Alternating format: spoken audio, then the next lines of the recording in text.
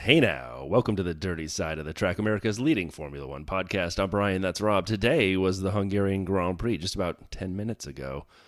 Please stop. Can you hand over the lead to me to talk now, please? Go. Brian, remember the Sunday morning meeting? We just talked about this, Brian. Hand the lead over to Rob. I'm going to wait till the very end of the pod to do it. So what was that? It was not a great race, but filled with drama? Yes. Yeah, I had my neighbor Jim over to watch it, and we kind of came to the consensus as we kind of stood up and like, what did we just watch? It was like, in the absence of great excitement, there was much drama. So I'm going to say, Well for said. us as people having to talk about it on a pod, it's got plenty for us to talk about, unlike last year where we fell asleep during the entire race. So, in terms of an upward curve from when we've reviewed this race before, I think we're going to have a lot to talk about. There were a couple things on track that are worthy of discussion, but there was, like you say, an awful lot to keep us tuned in throughout the race. So we look forward to it. Yeah, so we will. Anybody new to the Dirty Side, welcome. We will start off with news and social. Then Brian will open up the video vault and tell us what he found this week while he's watching too many late night videos eating Cheetos on his sofa, The scouring Cheetos are for YouTube for mornings. us. The Cheetos are for Okay. openers, not closers. Oh, okay, whatever. Then we'll review the race that we just watched, the Hungarian Grand Prix. Then we got a preview of Spa, Yeah. and then we'll be out of here. And I'll literally be out of here because I'm trying to head off to Fenway Park this evening to watch the Foo Fighters. So I'm Those rather are awesome. excited. You guys are going to have a great time. Let's So get into the news. yeah, last week we reported how Reported? sources it's reported how multiple sources had said that Toyota were going to dip their toe back in and potentially partner up with Right. Haas, and yeah, they're all back. Yeah, Yeah. turns out the helicopter was flying over the wrong rumor mill. Um, they are going to use the wind tunnel, but they've just said they've extended their technical partnership with. Sorry, Haas have just announced they've extended their technical partnership with Ferrari until the end of 2028. So there ain't no Haas Toyota partnership coming anytime soon. But there we are. All right. Uh, Other breaking news was that Ralph Schumacher came out and announced that he's gay this week, and we was like, good for him. Good for him that he can come out and do that. This is a sport which is not known for embracing I actually kind assume of. he came out and announced he was gay, comma, this week was the announcement. He's not gay this week. He's No, okay, yeah, there's maybe a comma that needs to get slid in there at some point. But I mean, this was, we've had kind of one of the leading lights in the LGBTQ plus area, which was Matt Bishop. He came on and was absolutely brilliant, the best. as well as kind of talking about his history of F1. He's kind of very proud of kind of setting up. He's one of the co-founders of Racing Pride organization, and that's definitely kind of pushing things along. But the stat that I looked at here was the only other known male gay driver was the late British Mike Butler, Beutler, who raced from 1971 to 1973. Yeah, talk about an open environment where anyone's allowed to race, right? I mean, that is a shockingly long time. Yeah. And it's not even like Ralph even felt that he could announce it while he was racing. So, still a long way to go, but there's a lot of drivers like Hamilton and Vettel, a lot of kind of activity around trying to make this a more inclusive sport, which I think is a good thing for the I do sport too. as a whole. Let people be themselves and let people go out and race. Yeah. And Why should speaking your of, preference your yeah, preference doesn't really make a difference to how fast you can no, drive a car around a track? that's the So best just part. let It doesn't people matter be, at all. right? Let people No, be it doesn't matter at themselves. all. Yeah, exactly. So let people be themselves and then let's go out and race. Okay, so then the spinning wheel of driver news. First, we heard from Haas that Kevin Magnussen will depart at the end of the season, as will Kevin Magnussen. So both the Canadian version and the non-Canadian versions will not be at Haas, at least not driving.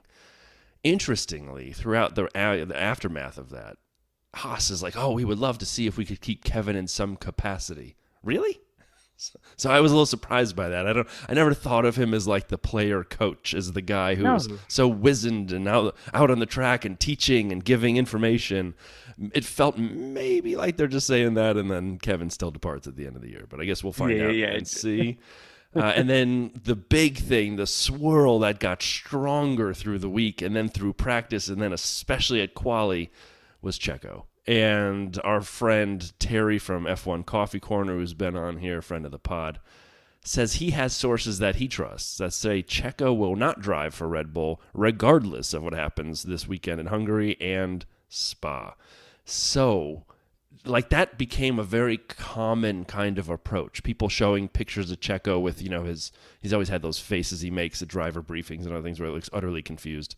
And they show a picture of that and they go, it doesn't matter what happens, I'm not going to be here. And so do you think there's credence to this? I mean, Yeah, I do. You do too. I really do. I mean, Kerry doesn't like to break stuff that I wouldn't say 100% certain of, but he doesn't like to break stuff that he thinks is just complete Right. rubbish and garbage, right? So he's obviously heard this. He said that Checo's team and Checo have both been told he will not be the driver after the break, regardless of if he won Hungary in Spa. So the decision's been made. I imagine whatever performance clauses were in that signed contract have already been triggered.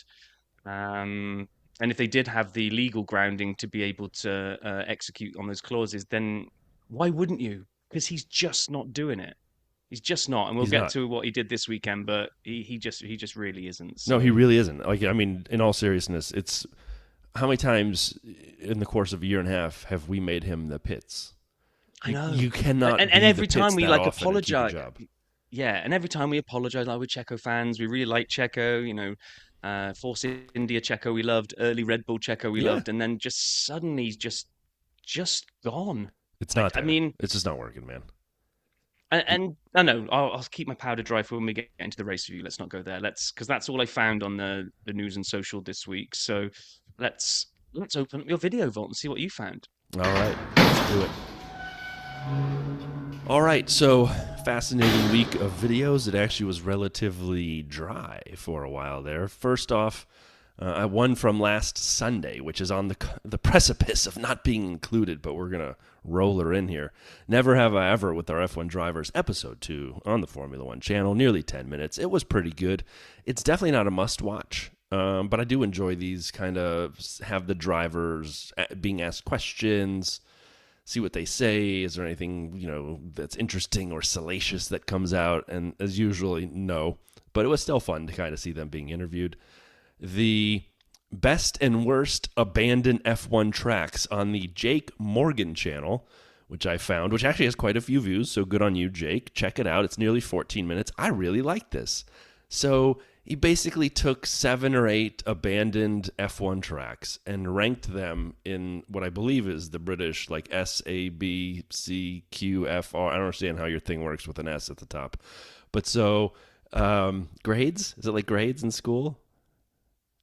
I don't know what you're talking about. I don't either. Anyway, apparently, it's so good. I did like this though. In all seriousness, check this out because he rates some of these older circuits from very old to very recent that aren't having races today. And interestingly, in it, he talks about championship and non-championship races, and it felt like they put the gauntlet down for us for summer break. We're one race away from summer break, Rob. If we don't get either a Jackie Stewart Vales Tales or a championship, non-championship race explanation, we have failed over the summer break. Okay. Mission accepted. And then a couple shorties here. Charles Leclerc's best secrets for the Hungaroring on the Hungarian Grand Prix preview of the on the Ferrari channel. 2 minutes. This was terrible. Terrible. Terrible. Don't watch it. The intro and the outro take more time than the actual content, of which he just makes up when Carlos watches him drive off the track. I'm like, I watched this? Oh. And then finally, RC Cars and Storm Chasing with Daisy Edgar Jones, Glenn Powell, and Anthony Ramos on the Visa Cash App RB channel. That is a mouthful. It was only 3 minutes long. It took me longer to introduce it. It was a disaster, just like the tornadoes they chase in the movie. Glenn Powell was not there, nor was Anthony Ramos. It was just Daisy Edgar Jones, and it was Yuki and Daniel, and they had remote control cars, and they were trying to run a track, and the whole thing was a big hot mess. So, yeah. I am trying to make a movie, though, and I think Glenn Powell may be the star in the movie. If I could get Alexandra Daddario to co-star with him, I think I got my 2 protagonists, and I got my movie ready. So if anyone can help me get a movie made, give your boy a shout. Rob, any videos for you? What would the plot of your movie be? What's it about? I can't tell you because that is the secret sauce. And with that, we'll close the video roll. It's actually a really good idea. Like, I'm not going to share it on the pod. It's a great idea. Like, this movie could make a lot of money. Oh yeah, and I have top top level confidence that we will see it made and that you will be the No, director. just because I have ideas doesn't mean they all come to fruition. Or any. But anyway, um, what was your note there? But the winner this week is. Yeah, the winner this week is definitely the Jake Morgan one, the one I mentioned, the Okay. retired circuits. Check it out. I thought you were keeping a secret video from me No, that you hadn't put in the notes. No, go back and watch it. 14 minutes, Jake Morgan channel, best and worst tracks. It's really good. Okay. Right. So that brought us around to race week again. And along came practice. And the first thing that was kind of coming out from practice was that, oh my gosh, Max has got a different body on his car. They've realized that the shoulders on the RB don't work, so they're going to go back to the old design. Apparently not. Apparently it's track specific, so the kind of downforce they needed, they went back to an older shape, but it's not them admitting that they got this design wrong at all, so we will see the old one come back. So if you're a shoulders fan on the Red Bull, on Max's, it will come back. That was pretty much all that happened in FP1 other than Sainz topping the leaderboard. And here's where I thought we might be seeing Checo put in one of those performances that saves his bacon. We quite often see this. Yes, he's going to be kicked out. He's going to be kicked out. He's going to be kicked out. And then he goes and pulls a worldie and everyone gives him another 6 months grace. So FP2, Lando, Max, Sainz, and Checo. And Checo like within an acceptable delta to Max. I was like, hello?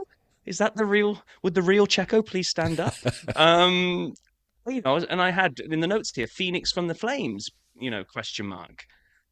Yeah, FP3 came along and basically showed that they probably just put almost zero fuel in Checo's car in FP2 just to give him a little bit of a confidence boost so that he could drive faster, because when they went out doing their real stint, Perez just tumbled down to the bottom. But yeah, like you say, Phoenix from the Flames, but then he got Johnny cashed, which means then the flames went higher, and it burns, burns, burns.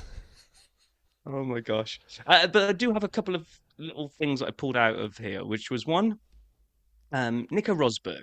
We've kind of spoken about him. Sometimes I like his insights. Sometimes I just want to stick pins in my eyes rather than listen to him. But he did come. He was talking through. They were asking, well, what happens when all this kind of swirl around Checo?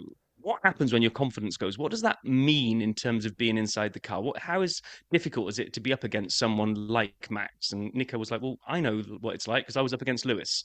And eventually I sorted it out and I won that world championship. He said, but till you get your mental state in the right place, you second guess yourself on almost everything.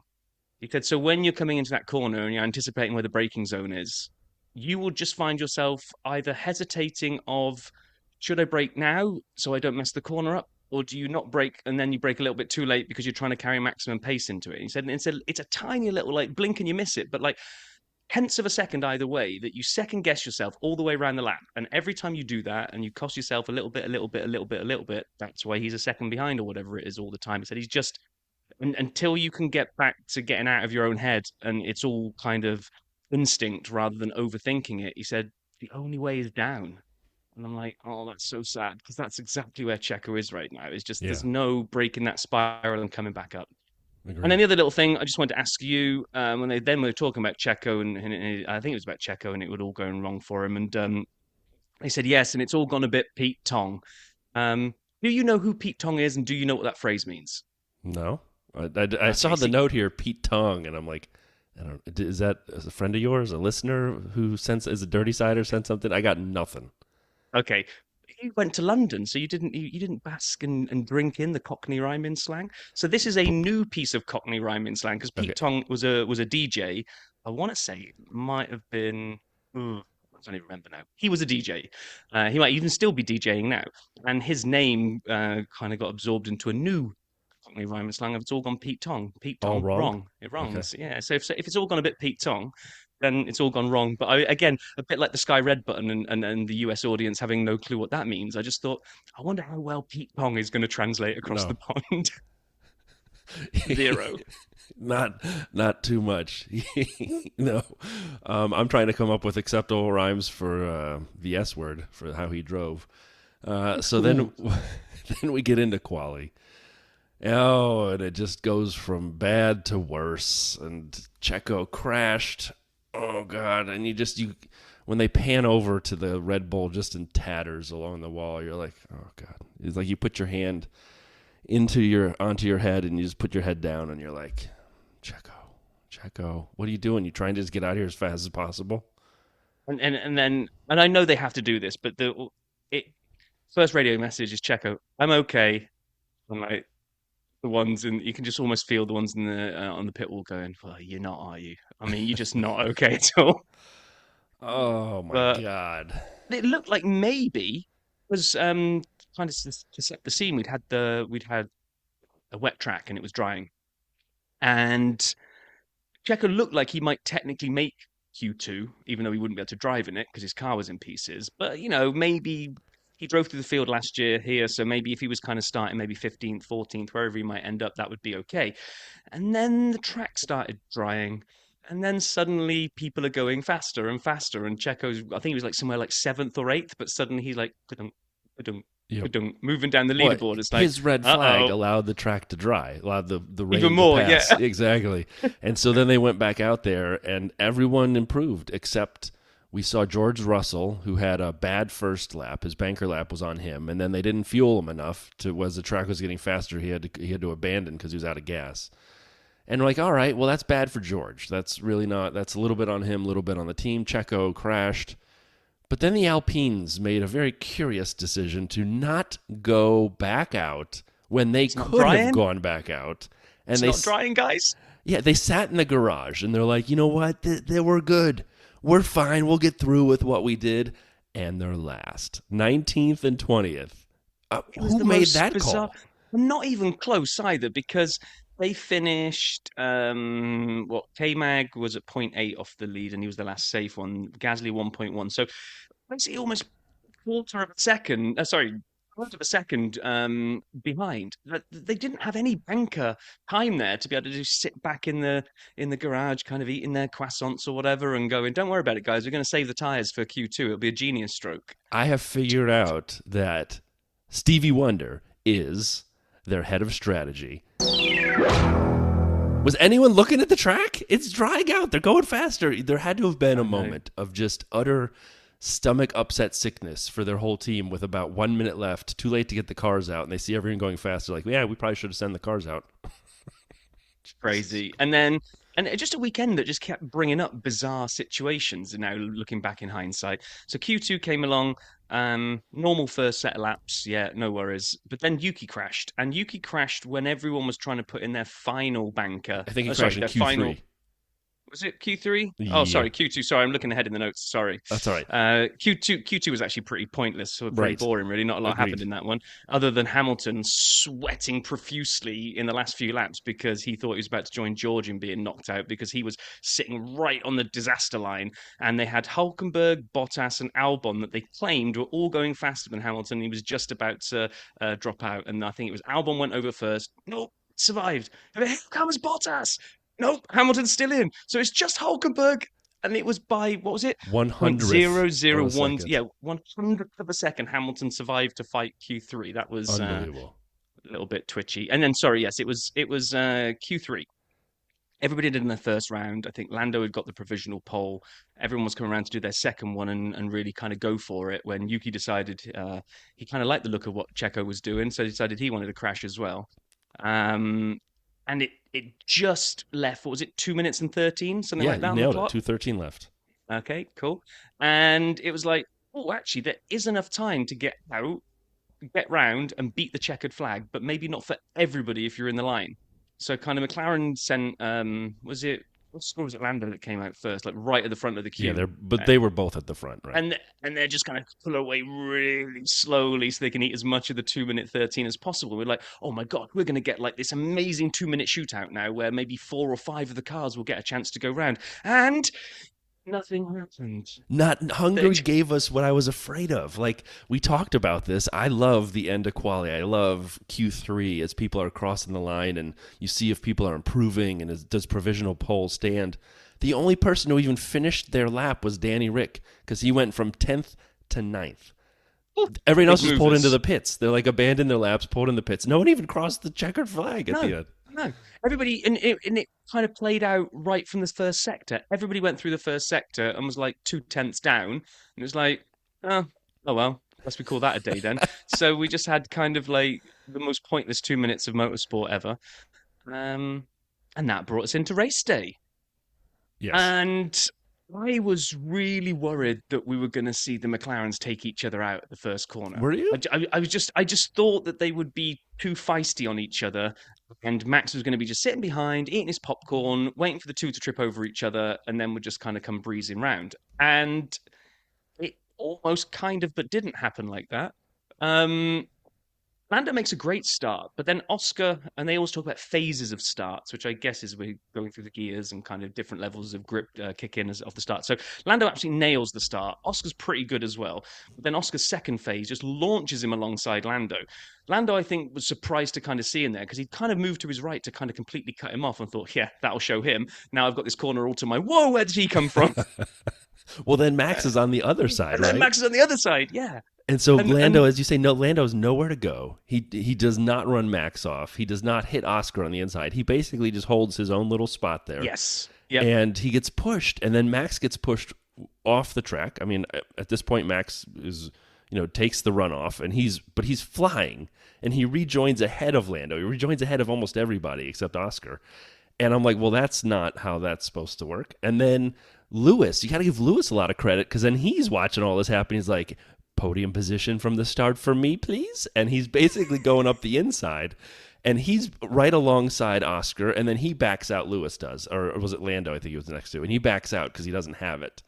It was a chaotic start, but everybody made it through. So and I gotta say, we had a great tweet sent to us during the race from Kevin Gilbert. He said, "Max Verstappen equals Max temper tantrum. Unreal behavior from him today. Dangerous and counterproductive from the start." So, well, okay. So I was going to say that this will build now as a theme from yes, lap four. exactly. Lap four, they come on the radio to Red Bull, which I thought it was a very sensible call from Red Bull. They said, "Look, stewards are looking at it. Just let him past. It's going to be better in the long run. It's not worth trying to argue this because they're looking at probably 5 second penalty, at least, with the undercut and all this kind of stuff. That's actually quite a big loss to have to be 5 seconds stationary in the pit lane. So let him past." Oh, and Max lost it. Well, And this started it. This started the whole anger management situation from him from lap the 4. whole I mean, day. I don't know how he had that gosh. energy to be that angry the whole race. Verstappen, Luke Smith had the quote, Verstappen after being told to give the place back to Norris. Okay, so you can just run people off the track then? You can tell the FIA that's how we're going to race from now on, just driving people off the track. And friend of the pod, Nate Saunders, loved this so much. He sent out a gif of a dog looking in the mirror and freaking out at its own reflection. Because basically that's what Max is doing. This is how Max is driven forever. I'm in the notes. I think I called it a classic Max move. No, I think you're wrong on that. Because I'm right. there was no move. You actually just said it. You summed it up brilliantly when you talked about correct. the start. Lando held his ground in the middle. What he thinks happened. He didn't was a push classic anybody. Max Oh, move. yeah. Sorry, So that's what I wrote. Max thinks happened Correct. didn't even happen in reality. So he actually got so angry at something that didn't happen. Correct. Which, like you say, he's then calling the kettle black because he's actually getting angry at something that he's made a career out of. But and now, had he actually been run off the track, that's what he got good at for so many years. Exactly. And he got so angry, it was nuts. I do have to make an apology to Max Verstappen, though. I put a note out on Threads yesterday, which said, because there was an interview and he was in a quite happy, relaxed mood, and I kind of put out a note that said, it feels good to be allowed to like Max again, because now that he's not so dominant, winning by 40 seconds, he doesn't, everyone had to hate him because he's the pantomime villain, and actually it did get to hate, and it got really toxic, and it was kind of this whole Max versus the world, and I don't like sport being in that place.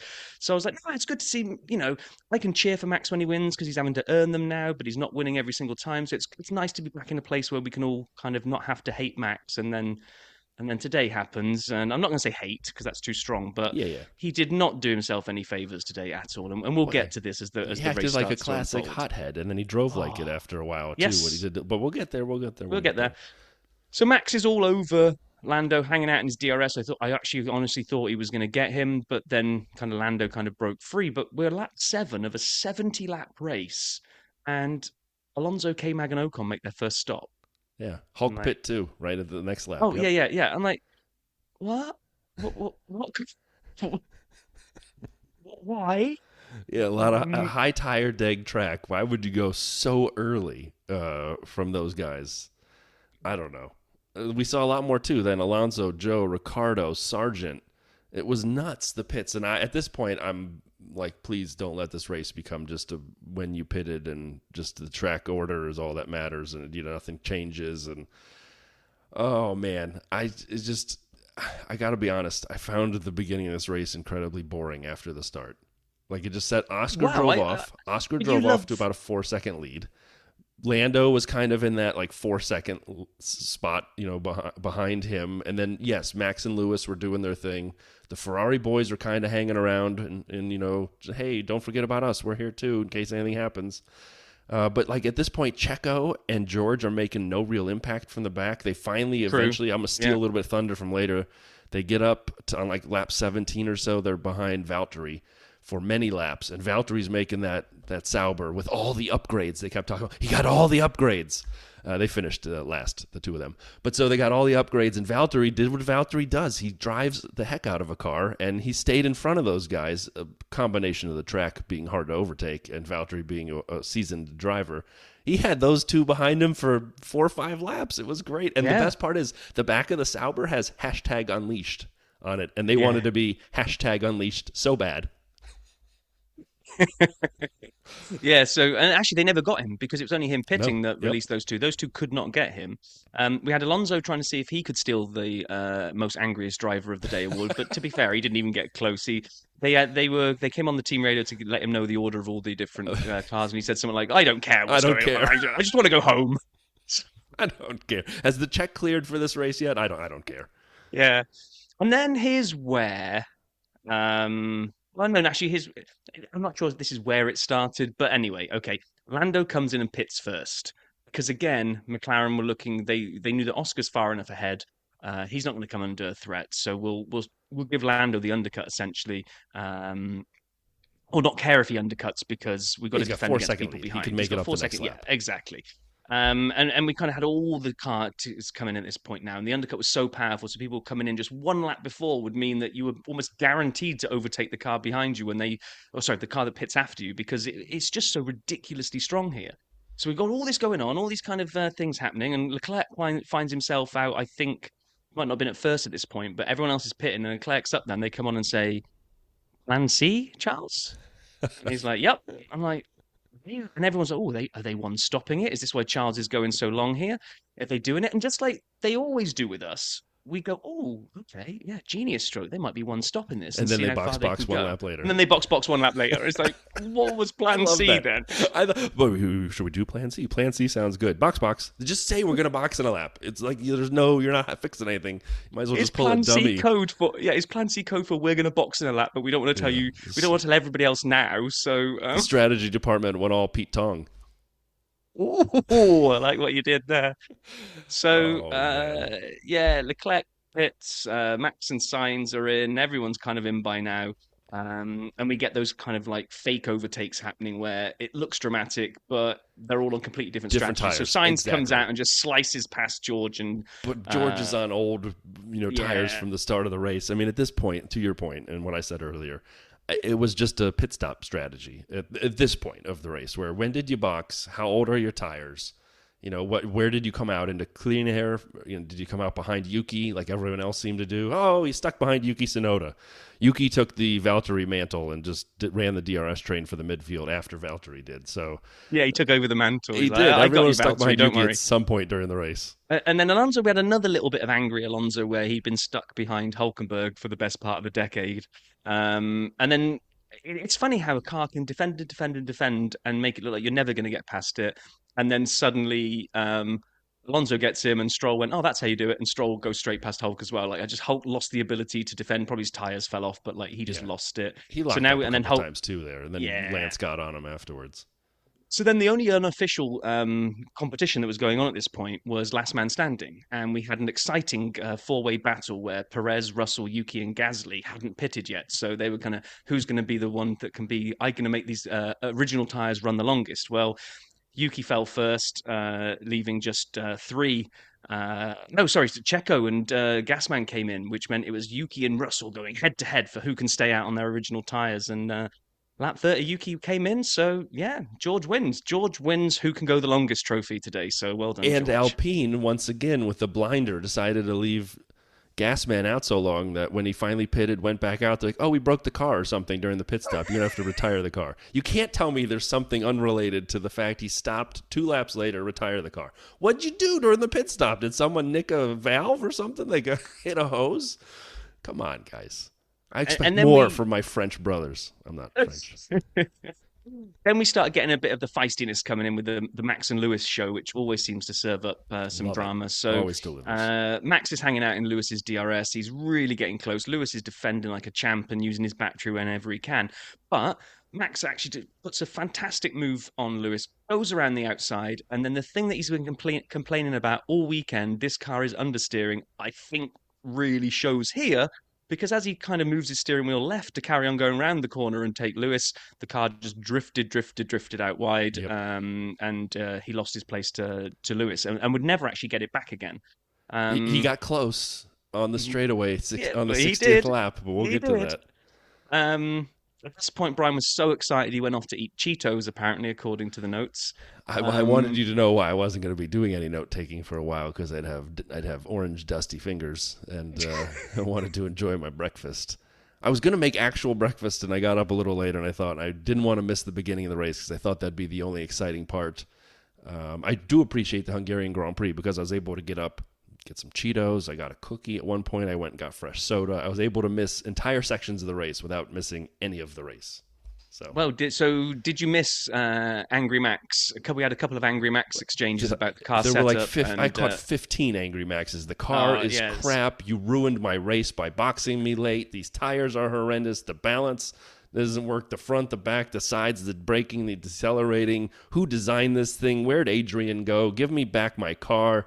GP earned his money, and especially what I thought was fascinating in a minute's time. I'll wait, but when the team disagreed with him on what he thought was he was being wronged, I'm gonna hold my powder because that's later. Hold your powder. So battle. Max is trying to get back towards Lewis again after taking him, but then losing that place, and Charles is kind of just sitting behind, going, "Oh, I fancy some of this action," but I don't know if it was just those two tripping over each other a little bit that allowed Charles in, because Charles got there, got DRS, I think, or got very, very close to DRS, and then just sort of went, no, I think I've had enough. I'm going to go back and join Carlo in witness protection. And as quickly as Charles closed up on the Lewis and Max party, he seemed to just as quickly kind of disappear again. It was a bit of a strange one. Ferrari were very weird this weekend. I can't say they're back. They definitely look better than they have in recent weeks because they were at least up there and in the conversation about maybe snatching a podium towards the end if the tips fell the right way. They also managed to do that without ever really looking that fast. Right. That's well said. It was weird. Like there was this weird gap between podium challengers and then this weird gap behind them of like the out-of-place runners of Checo and George. And in the middle, witness protection Ferrari. Like, well, they're not good enough for a podium, but they're better than the guys who started at the back. Okay. And then we just never saw them. Like, they occasionally had people come through that we were watching, like, oh, they're the Ferrari guys. Oh, there's Charles in the picture for a little bit, and then don't see him. And then we got, before we got the moment, we got a funny little one where Lewis, they called box, and then almost as before he could even, I think, just as he was turning into the pits, they're like, stay out. So he kind of stayed out, which was only for one lap later, but I guess that lap was what he needed. Because, wait, hold on. So that's, like you say, that's what he needed is an important part. Because when he pitted, the risk of the undercut, that's what started all the dominoes, right? It wasn't Lando's call into the box. It was when they saw Lewis pit. So you nailed it. Lewis pits, and then on lap 46, they call in Lando, who was running second by about 4.5 seconds or so. Normally, as Martin had been saying for a long time, and as we know, the first car gets preferential strategy. But what they did was they purposely, I just want to be clear about that because I'm going to come back to that as part of my foundation in my argument. So what they did was they purposely put Lando on a first pit stop, which is an undercut on Oscar, the teammate and race leader, because they wanted to fend off Lewis. Yeah, and they wanted to secure the which makes sense. Yeah, it makes total sense, yeah. If you're a team player, like if you're a team, you don't do that if your first driver all McLaren says, care about is the 1-2, right? They should. Because McLaren are in it for the constructors, so they make Correct. that call totally the right call because they want to protect the 1-2. So that all plays out. Oscar comes in. I wrote this as 2 laps later. I think if they'd have done it 1 lap later, the very next lap, then I think Oscar might have been close enough to put the charge on a bit quicker and Right. demand the place back. And I'll hold my powder until we get into Yeah. that discussion later. So anyway, he comes out. He's a decent chunk of time behind Lando. Checo comes in and blows all the rumors of a one-stop out the door. He's just really that slow and will require 2 stops. Max came in. Max had been out for too long. Another moan on the radio because he lost places to Lewis and Charles, which means he's now going to have to overtake 2 cars to get to the podium where he couldn't even get past 1 with Lewis. So GP, his race engineer, Giampiero Lambiase, deserves a pay raise. Can we just say that right now? Yeah, yeah. And then it gets fun. And then starts 20 laps of constant radio chatter. I have never ever heard this much team radio in all the years I've watched F1, I don't think. And actually all singly from two team radios. One, Max crying about everything going wrong. Second one, constant. And what started off, it ramps up. So it starts off quite low key. Lando radio check. Can you hear us? Yes. Okay. Well, We've just been telling you to slow down in corners 4 and 11 or whatever it was, and you haven't. So we're just checking you can still hear us. Yep. Loud and clear. They actually said 3 laps earlier when Max pitted, they said we may invert the positions. That's right. And he didn't answer anything from then on, for at least according to what we heard, for 3 laps. So exactly, you're right. They go, Lando, radio check? Are you catching any of these messages? He goes, I hear you. There's no better way I think he said to loud and ignore clear. orders. Loud and clear. Yeah, loud and no clear. better way to ignore orders than just not say anything. I'm going to do that at work from now on. And the commentary team get all excitable that Max is on for a podium because of he's now converted his tyre differential into a 9-lap differential by pitting later on the first 2 stops. And not only is he on for a podium, he might split the McLarens.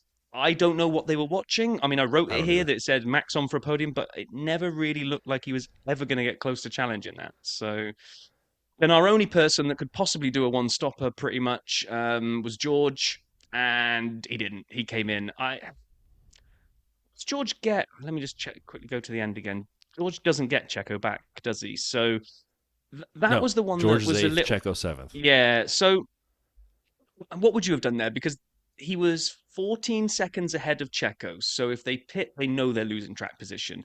If he stays out, he's going to be running on carcasses of tyres by the end, and Perez is probably going to take him.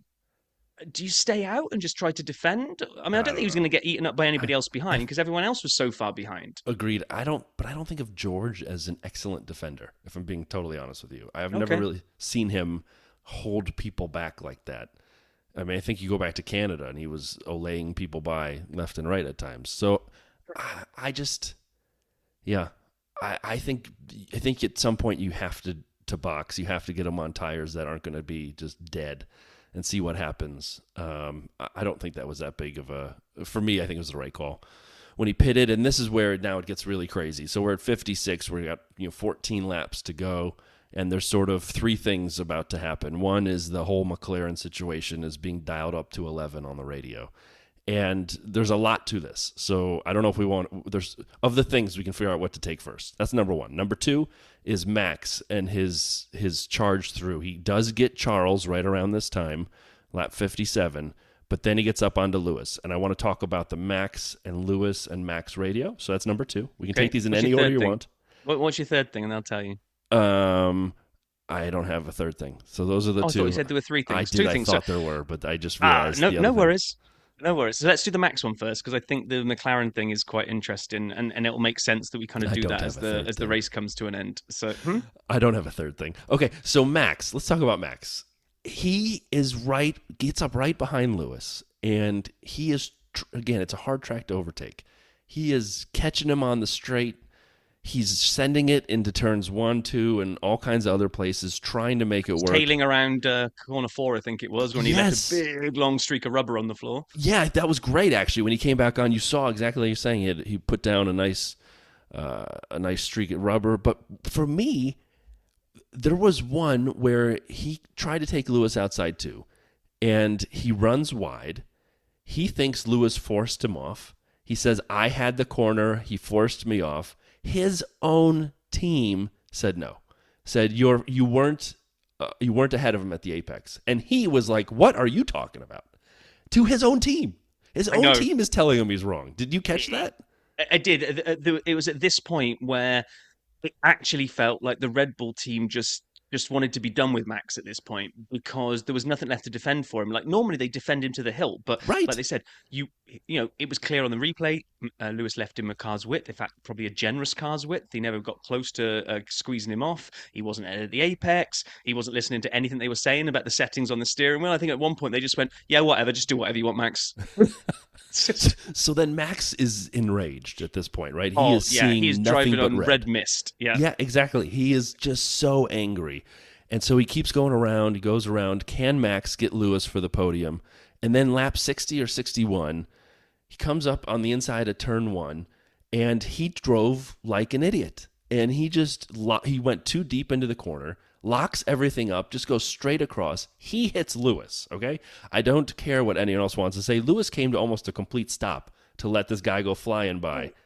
And also people saying, "Oh, Lewis turned in on him." I'm like, that's called the corner. Yeah, and he Lewis, wasn't actually Lewis, he wasn't taking the oh, racing line either. Lewis was bailing out of the racing line to avoid this contact. but was turning to the right by virtue of not driving off the track. I Correct. mean, what's he supposed to do, right? So, did he turn in? Yes, because he was trying to make a corner. Otherwise, he would drive off the racetrack. But like you say, it wasn't like he was aggressively going for the No, inside of the he was corner. He trying just to kind of, avoid contact, but to still make a gentle right. And yeah. then And Max then goes steaming through, 4 wheels locked, hits how there the wheel. wasn't one or both of them DNFing from that, I don't know. Oh, I Because don't. Max especially. He was so high in the air. We've seen Lewis do this with Fernando at Spa a couple years ago, and he went up so high, came down, broke his water pump, and he was out. So yeah, I'm like shocked that Max was able to finish the race. The team, and again, we're recording this right away after the race. I have to assume he gets a penalty for that. I would have thought so. I haven't seen anything come through. I've been trying to keep an eye on the good old interweb while we're recording, just to see if we get He anything published. the If he way it gets a 5 second finished, penalty, he'll lose it, won't he? he'll Because it drop was a spot. only He was in yeah. between the Ferraris of Charles and Carlos, but he's only 2 seconds ahead ish, 1.5 ahead of Carlos. So he'll drop down to 6th if he gets a penalty, a 5 second penalty. So, and it doesn't matter. He's 18 seconds ahead of Checo. So you think it's only less than a 15 second penalty. He's only dropping one But spot. Checo wasn't keeping pace with his teammate. Oh no! Surprise, surprise. Man, I didn't understand Max. Like, he is one of the greatest talents of this generation. And yes, the car ain't what it used to be compared to everybody else. And they're trying to upgrade it, and it's not all balanced and working the way he wants. He was pissed this whole race. And Max doesn't do his best driving when he's that angry. I don't care what anyone No, says. no, not at all. And it's we've seen him be angry about the car setup, but get the best out of a car. This week, I think once it doesn't even feel that like the car is even set up for him. Like everyone says that he just hates an understeering car. He likes a car to be right on the nose, so almost like you hardly twitch the steering wheel. It's almost on a full lock to the left. He likes a very twitchy front end, and this car was understeering. And I think he knows from the moment he sits in it, this isn't going to be a good day. And just the red mist just descends and just yeah. Anyway, let's go back to the McLaren piece then. So lap Yes. 56. The Well, I'll probably take the radio messages all the way forward, and then we can get into our discussion. So it's getting more and more. Lando, you need to let him past. Well, first was Lando tires, says, right? Wasn't it also tires? Like, slow down because of your "Oh, tires. so yeah, first off, it's like, well, you got to slow down because I think what they knew he was doing is he was making a statement by putting in faster laps than Oscar, so that Oscar couldn't catch him. But by doing that, he was probably going over the limit of what they wanted to see on the tire deck, and they were worried about the tires. So Oscar was probably being a good boy and sticking to those corner speeds, and Lando wasn't, so he was pulling away. But I think there was more to it than that. Lando was really pulling away. So we were getting this, you need to let him past, or you need to ease up on corners 4, 9, 10, 11, 12, 13, 14, 56, like just ease up everywhere. And he said, well, if he catches me, I'll let him past, I think was something to that Yep. line Lando said. And it just kept going. Then it started coming in the emotional blackmail. just remember our Monday morning meetings, and when you have to sit and stare into his eyes, what's that little puppy dog expression going to look like if you've taken his first win away? Come on, Lando. We know you'll do the right thing. Lando, we trust you. Lando, we love you. Lando, Lando, Lando, do the right thing, I, Lando. I was And waiting then for one that's like, Lando, your dad is here, and we're going to only release him if you let Oscar past. I mean, it was getting more and more surreal as to just how much they could persuade. Lando, you know how you absolutely love peanut butter sandwiches? We have got the world's best peanut butter on a sandwich right now for you, but only if you let Oscar past. I mean, it was just getting more and more kind of random and almost frantic. You could hear Please, it. It's like, Lando. please, Please. Lando, like, come on, enough messing around. Do it now. And now. How about doing it now, Lando? And and this is where me and you maybe slightly differ. So, okay, so by the end, I think he does. He does it. What was it? What does he end up doing? Oh, no, one last radio. If a VSC comes out right now, Right. this is going to be impossible to pull off. I mean, that was the Lando, if real they're. kind of Hail Mary of like, Exactly. If all if of a sudden. if a meteor hits the track now. If a tornado came on right now, what would happen to the finishing positions, Lando?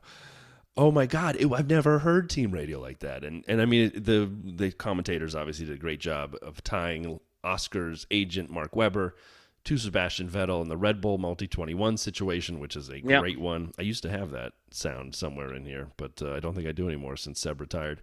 And so it was crazy, and they brought up other situations even here at Hungary where Mercedes had let Lewis ahead of Valtteri to hunt people down, but then at the end on the last lap, Lewis stopped basically and let Valtteri have a spot back. I think it was for a podium position, if not for second, but obviously not for the race win. And Lando's in that car just being quiet and just arguing and like, well, have him catch me then. Show me he can get here. Like, where is he? Why is he 4 seconds back? Come on. Yeah. So he does let him past on lap 68. Then he proves a point by hanging out in his DRS for 2 laps, and then he kind of just eases up and they come over the line and get a 1-2. So, okay, let's jump into this then, Brian. You see, straight out the gate, I'm not a big fan of team orders. The If something happens, so it's team first, they need to win the constructors. They did something that put Lando ahead of Oscar. To me, it's then down to the drivers to sort it out. If Oscar's the fastest driver out of the two, he will naturally catch him. And then when he naturally catches him, then if it's a let him past, let him past. In the past, we've seen that. We've seen it's the faster driver that usually does then catch back up to their teammate, and the teammate reluctantly moves over and lets them through.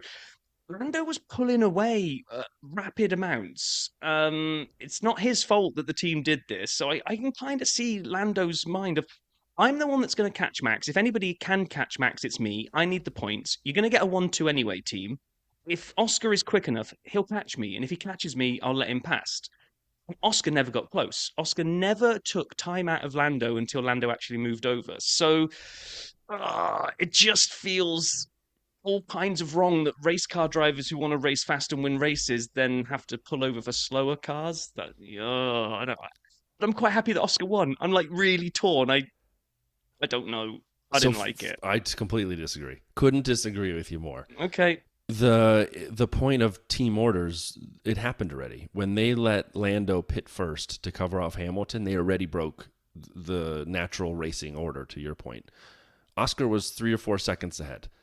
Or two, actually, he'd given some of it back. Remember, he went off, so he was like 2 seconds ahead.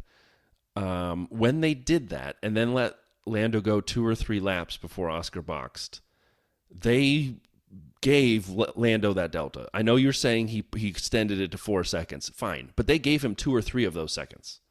Yeah, I'll agree. So to me, if they'd gone in the correct order and told Lando, you should have driven faster, Hamilton's undercutting you, but Oscar has priority because he's in first. This is on you, Lando. And Oscar boxes first and drives off to the sunset. We never talk about this. And yes, Lando might be swallowed up by Hamilton. I don't think he would have been. I don't think he would have been. You never know, but the team was protecting against it because they won 1-2.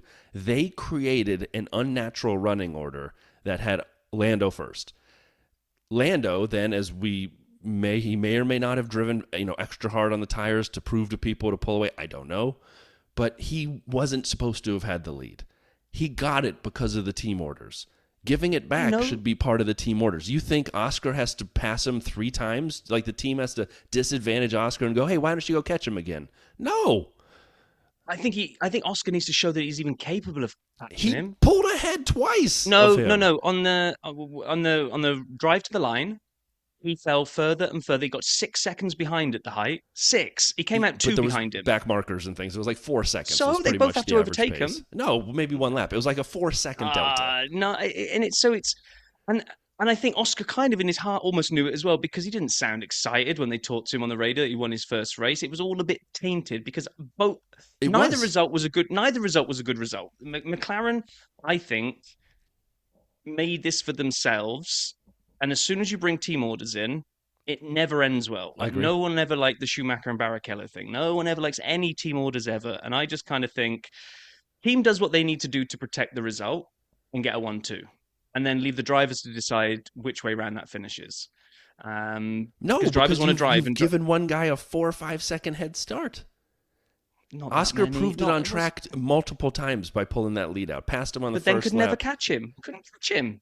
Didn't even get close to catching him. Never even eat into that. He shouldn't have had to have caught him.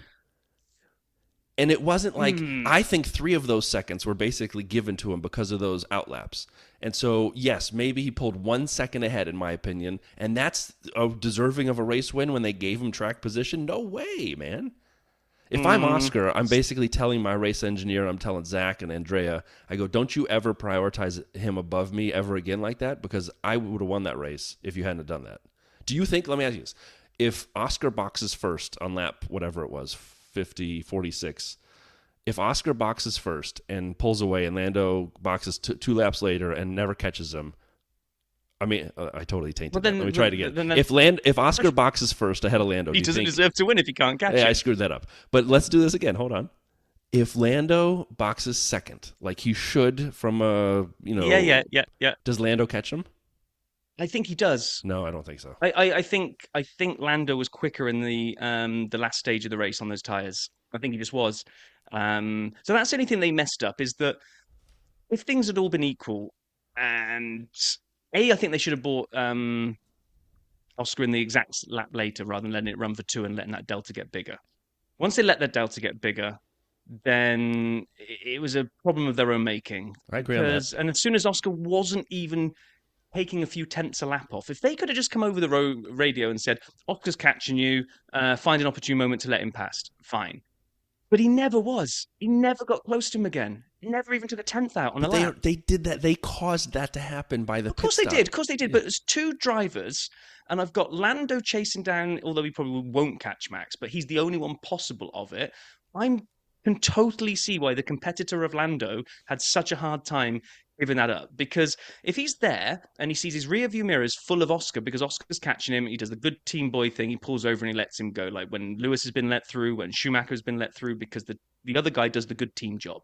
When that driver you can't even see them in your rear view mirrors because they're that far behind, to have to then basically put the brakes on and let them past, the only thing that maybe could have made this feel better was, and maybe Lando would do this in hindsight, was because it was so long to go and it was 14 laps or whatever it was. If Lando had pulled over then, and then done 14 laps of chasing him down and said, "Are we allowed to race to the end?" I think that's the only way this could have ended well. Because right now, I'm not saying I agree with it.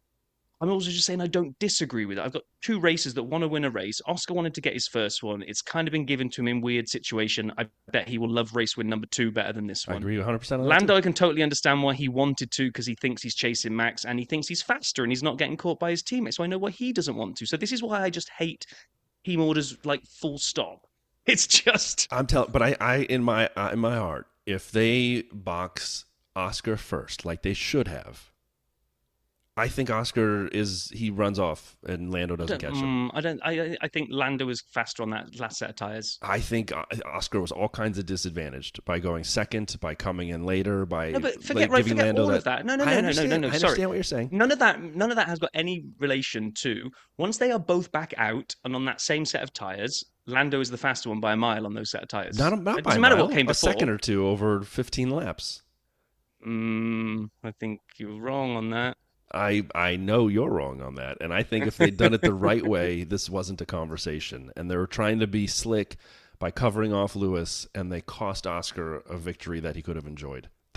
I'll just leave it at that. Well, I think we yeah, both agree on that. because there is the I just hate team order. They just shouldn't Agreed. be. Thing. Which is why they shouldn't even have to broker the deal. That if the team wants to secure a 1-2 and they decide to bring Oscar in first because it makes sense.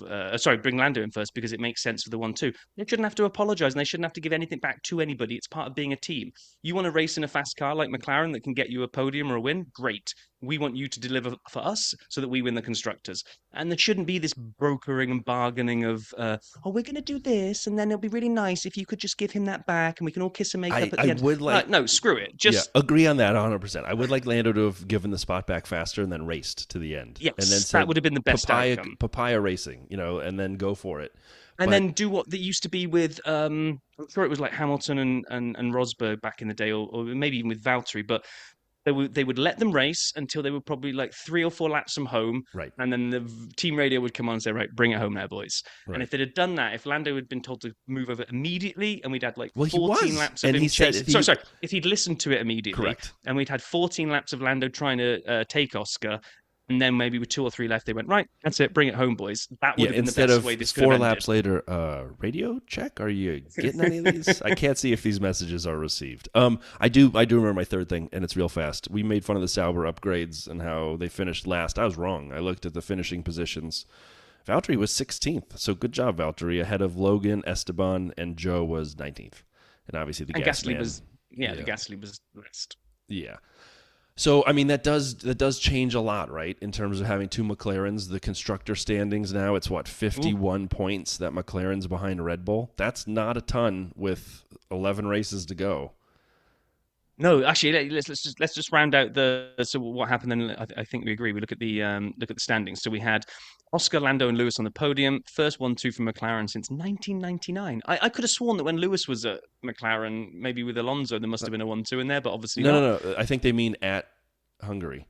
Oh, was it at Hungary? It has to, because the stat just came up at the bottom and just said... No, Monza 2021. Monza, yeah, of course. Danny Rick ahead of Lando. Yeah, it must be at Hungary. I'm not saying I'm a stat genius, but I remember that race. You do too. Yeah, I do. So then we had the rest of the points were Charles, Max, Sainz, maybe, depending on penalties, Perez, Russell, Yuki, and Lance Stroll beat Alonso and got a point, and Alonso got nothing. So again, we did this right away, and I grabbed a couple things off Twitter really fast. So Formula Racers on Twitter said, further down the grid, there's more team order drama. Aston Martin ordered Alonso to let Stroll pass so he could try and pass Tsunoda. Alonso was told Stroll would give the place back if he failed to overtake. Stroll did not give the place back. I didn't see any of this. I don't know exactly how this unfolded, but Stroll was 10th and Alonso was 11th, and Stroll did not get Yuki in 9th. So I'm assuming right now there's a third team debrief that's going on in addition to the Red Bull one, which has got to be just Max screaming at people.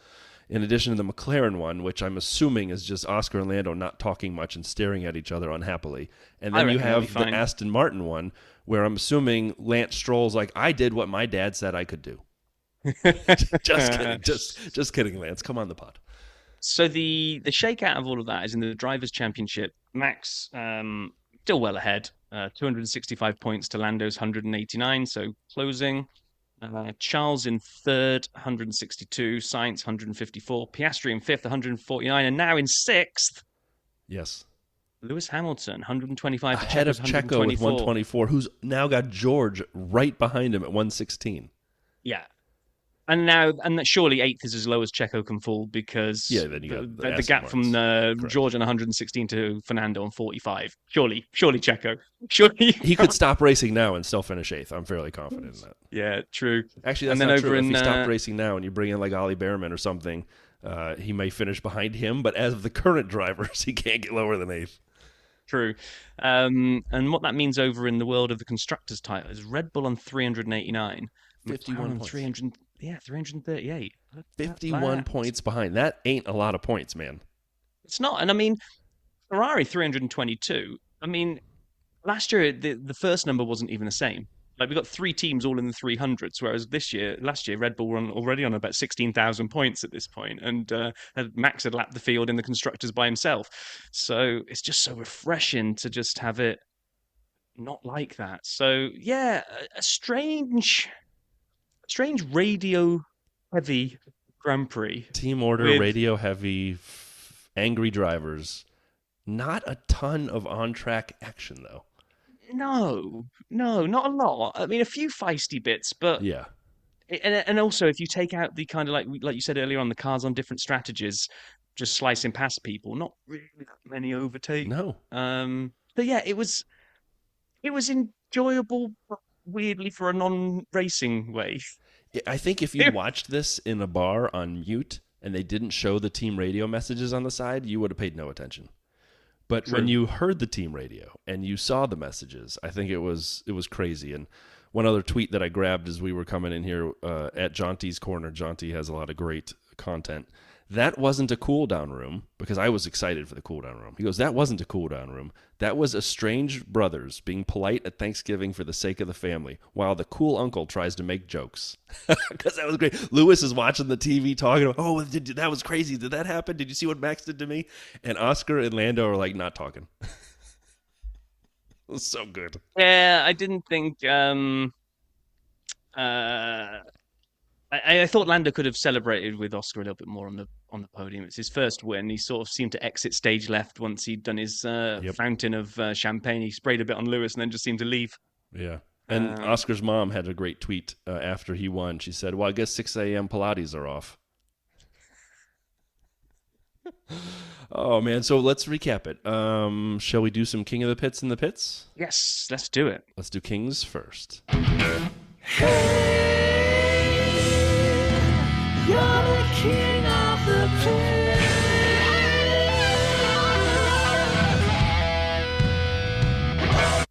All right. Who do you have, Rob, King of the Pits? Are we allowed to give it to race engineers? Yeah, sure. Just for his patience. Like, can we give it to GP? It's like... You're giving No, it to I can't. GP. I mean, No, I'm not. He deserves a pay raise. But Yeah.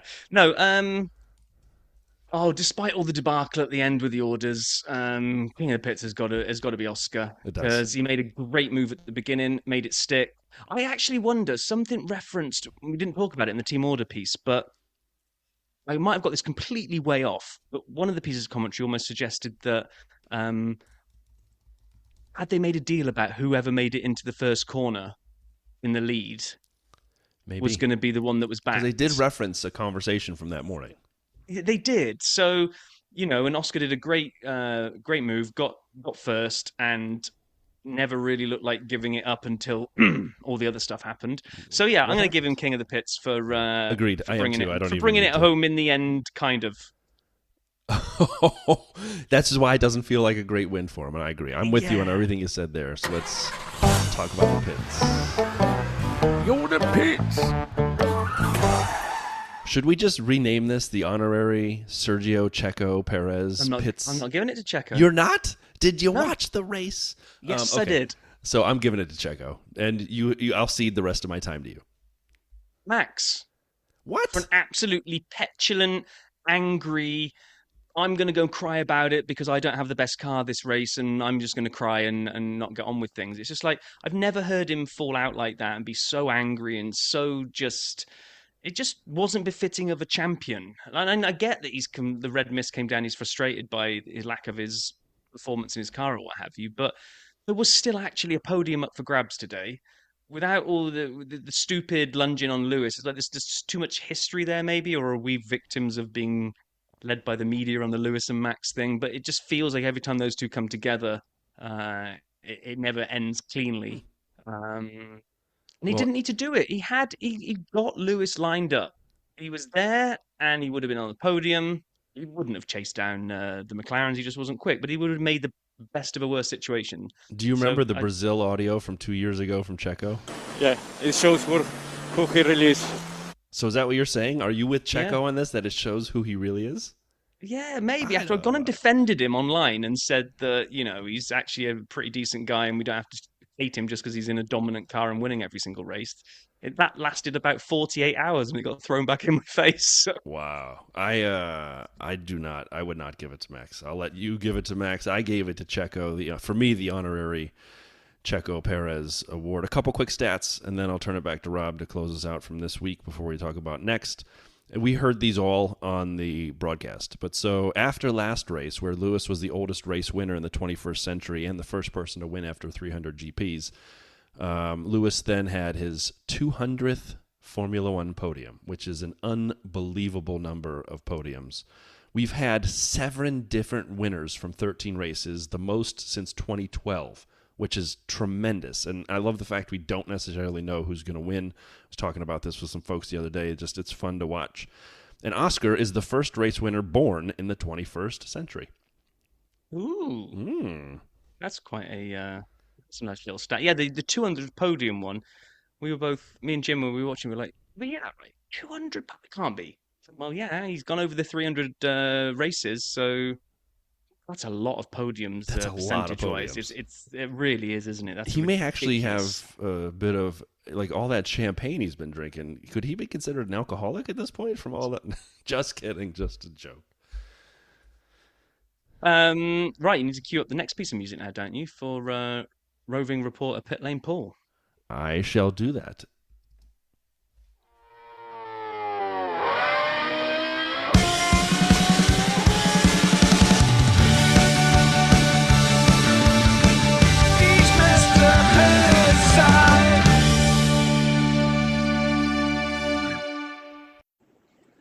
Hey now, right, so Budapest is done. I'm just sat at the airport now. I've just dropped the guys off. It's very rock and roll. So, obviously we've got to really talk. I mean, I won't lie, I had a wedding this weekend. So I came on Wednesday, flew home on Thursday, flew back out on Saturday, and I'm about to fly home again now. So a lot of time in planes. As for the race, fantastic. Everything was perfect. It was fun, I guess. Was it fun? I don't know. I don't know if it was a good race. I think it got more gripping because of what was happening with Valtteri. What was happening with Lando, Max having his little hissy fits, and it was all a bit petulant. I think all the drivers had a bit of I think everyone's a bit tired. Look, Lando, let's start there, which is the main one. He did the right thing, in my opinion. I won't lie. Like, I understand his side. I understand how people will see it. The undercut is so powerful here. That was, obviously, they always knew that was going to be the situation, so it's absolutely fine. And ultimately, it was the right decision. It was the right decision to spot back. That legacy will sit with him forever, like it does with Vettel, Multi-21. The irony is Mark Webber is Oscar's manager as well, so there's a lot to it. Look, let's be realistic as well. Verstappen, he had a right grump on all week. I don't know what was wrong with him, but he had a right grump on. That's life. That's hard racing. Was the race good? Yeah, I think it was, actually. I sort of quite enjoyed it. It sort of got a bit boring, I think, for half of it. Then the second half of it was pretty electric. So, yeah, no, awesome, really, from my side. I obviously, performance-wise, but with us was average, but now, apart from that, great to see another winner, especially Oscar. We all love Oscar. He's so relaxed. He's so chilled. It was the right thing to do, the right result. Max, it was sort of a little bit back to old Max, angry Max. But, look, it was aggressive racing. I don't mind it. It's the way it is. It's just life. But, look, we go onwards to Belgium. It's a classic race. It's good to have these races. It's good to enjoy them. It's good to have a little bit of need, a little bit of spice. So, my side, fantastic. Oscar, legend.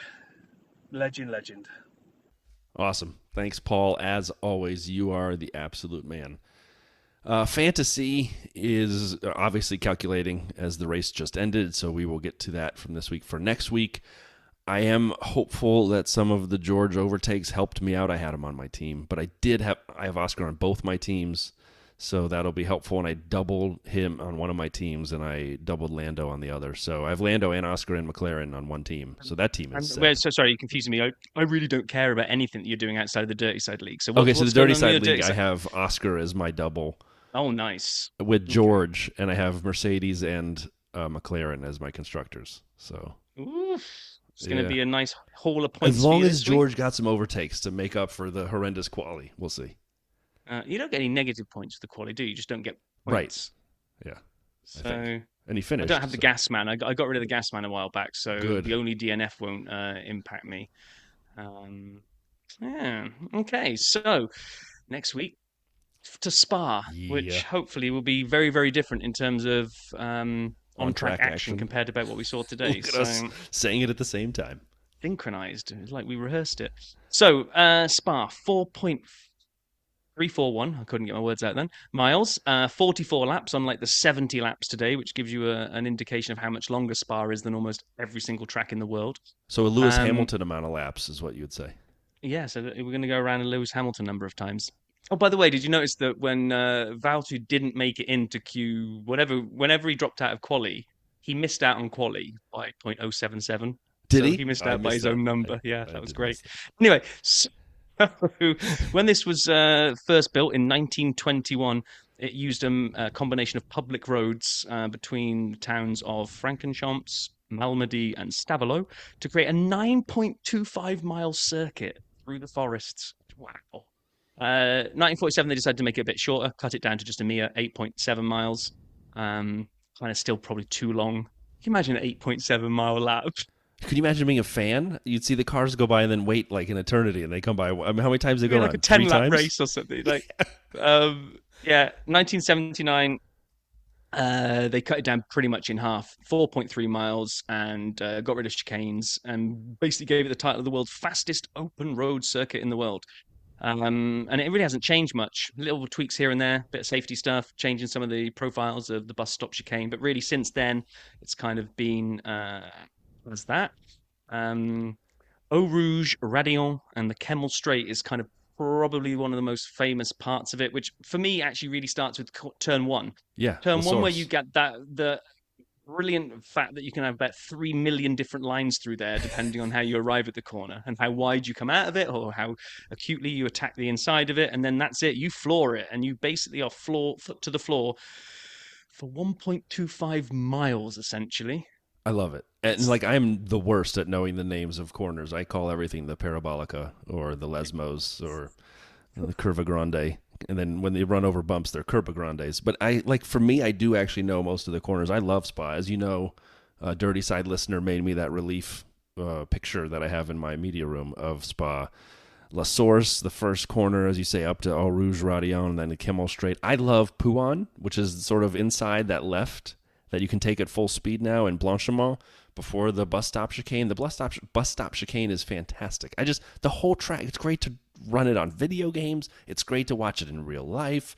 It is just chef's kiss awesome. And I do like the fact that they've had to kind of modify Eau Rouge and then up to Radion because of the accidents that have occurred. And, no one wants to be pushed into either the barrier or then into traffic. And so they've built permanent grandstands up there, but as they've done that, they've really kind of tried to get a little less of that danger in play. It's my favorite race of the year. This one to me feels... The reason I love this track is very similar to why I love Interlagos. I love the elevation changes. I don't know why. It always seems cool to watch cars going up and down hills as part of sweeping up and down and around. Yeah. I just think that's amazing.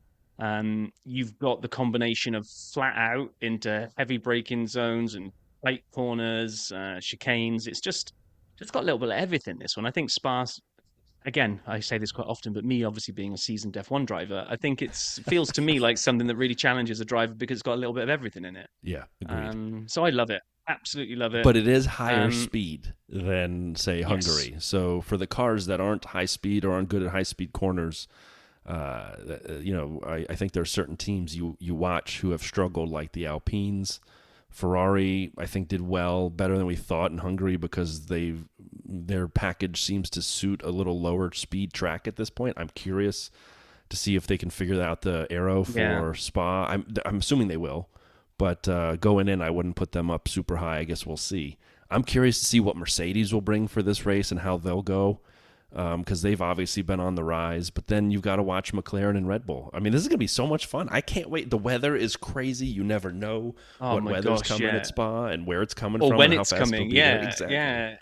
Because of the sheer size of the track, we quite often will get kind of it's raining on this part of the track, but it's not raining on that part of the track. And then what the heck do you do then? Because we've seen it before where drivers have to tiptoe through like a small section of real wetness because the rest of the lap you just couldn't run into because you would just absolutely burn through them. So yeah, the weather is always great factor at Spa as well. One last thing on the kind of stats thing. It's one of just 7 to be part of Formula One's maiden championship in 1950. So it really has been around for a very long time. Fangio won that for an Alfa Romeo 1-2 with Farina. So will we see a 1-2 repeated next week with maybe the McLaren boys? I doubt we're going to see it with the Red Bull boys. Although I do think we'll see Max, and we'll save the midweek predictions, but I do think we might be. This is going to be a track that suits the Red Bull. So I agree. in terms of whoever does win it, what they'll be going after in terms of repeat winners, nobody next week can catch Michael Schumacher, who stands alone on 6, and Senna on 5, Jim Clark, Raikkonen, and Hamilton on 4. So Hamilton could potentially go level with Senna. Then you've got Fangio, Damon Hill, Sebastian Vettel, and Max Verstappen on 3, and Ascari, Fittipaldi, Lauda, and Prost on 2. And in terms, if we look at Verstappen, he's won 21, 22, and 23. Yeah, 3 in a row. Yeah. Yeah, the Red Bull is good here, but it was also a Red Bull that was head and shoulders above everything else. So it's just going to be really interesting to see how that plays out next week. From a constructor's perspective, Ferrari, miles clear. They have 18 to McLaren's 14. But then Lotus is 8 to Mercedes 5. Oh, no, it's Red Bull 6 to Mercedes 5. And then Alfa, Williams, Bugatti, Maserati, and Benetton with a smattering of wins. So McLaren could maybe edge closer to Ferrari. Red Bull could move level with Lotus, which sounds so bizarre, like teams that just don't even exist anymore, but still hold records at some of these older tracks. It's pretty cool. Yeah, I can't wait. I love Spa. Absolutely love it. I do too. I'm really looking forward to it. I might even try to rearrange my work schedule so I can watch a little practice on Friday. We'll see what I can do. But yeah, this is gonna be great. It's our last race as well before summer break, and then we have F1 is off for about 3 or 4 weeks. And as we already said for fantasy, this is the last chance, Spa, for the first half, because we do up to summer break, even though it's not technically half of 24. We do the first half t-shirt. So make sure you get your teams in before quali, get ready to go. It's going to be awesome. Rob, any last notes before we close the episode?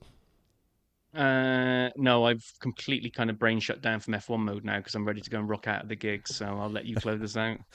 Everyone, thanks for joining us for what was, as we said, a drama-filled Hungarian Grand Prix, if not necessarily on track, at least over the airwaves. We had a great time watching it. We hope you had a lot of fun thinking about it with us, and we can't wait to talk to you in a week's time about the Belgian Grand Prix from Spa. Be well, everyone.